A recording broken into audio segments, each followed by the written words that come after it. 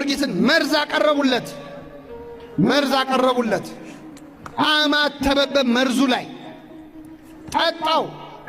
ካሁን ሆዱ ተሰነጣጥቆ ይሞታል ብለው ሲጠብቁ ጊዮርጊስ በመታመን ፈንታ ፊቱ ልክ እንደ ፀሐይ በፊታቸው አበራ ይላል። እግዚአብሔር የተመሰገነ ይሁን። በሆነ ምን ስላደረገበት ነው? ስላማተበበት። በኋላ አስማቱ ያለው እጁ ላይ ነው አሉ። ምኑ ያለው?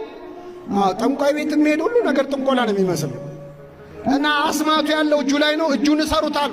ወደ ኋላ አሰሩት። ያንኑ መርዝ አመጡለት። ጊዮርጊስ ባገጩ አማተበና ጠጣው።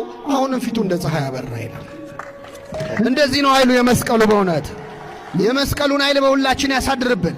ስለዚህ ነው ማማተብ የማትችሉበት ቦታ ላይ ከሆናችሁ፣ መቼስ በሰላም ሀገር የሆነ ቦታ ደግሞ አማትበህ ነው ሰው ማረበሽ ካልፈለግ በሐሳባችሁ የመስቀል ምልክት ስሩ። በሐሳባችሁ እሱ ራሱ ይሰራል።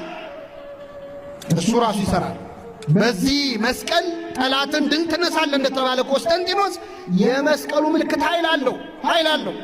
ጌታ እንዴት ተሰቀለበት እንጂ ሌላው ምልክት ምን ያደርጋል የሚሉ ሰዎች አሉ።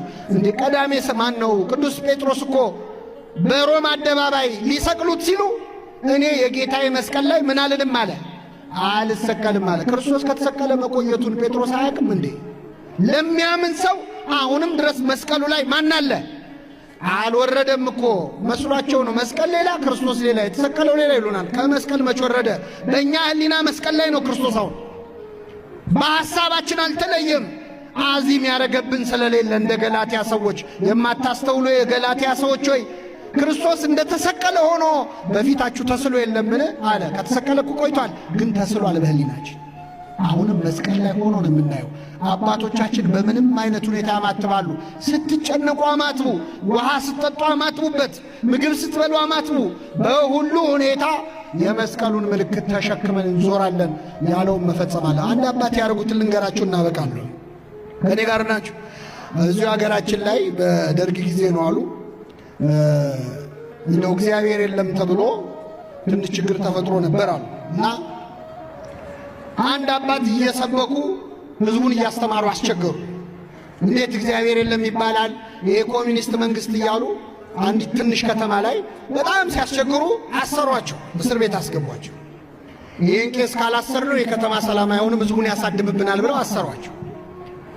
አሁን ወታደሮች ተመደቡና እኚህን አባት ምግብ ሊበሉ ሲሉ መጸለያቸው አይቀርም።